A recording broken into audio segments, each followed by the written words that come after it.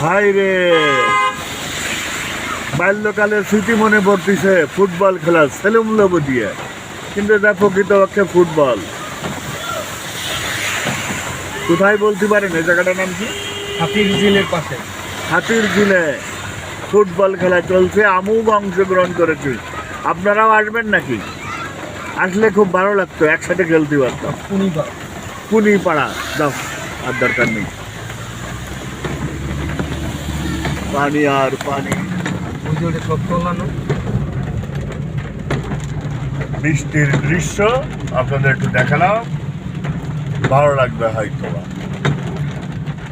দেখেন পানি আর পানি, ওই যে ওই পাশে যে সাদা অংশটা দেখতেছেন, এটা না ডিভাইডারের পাশে।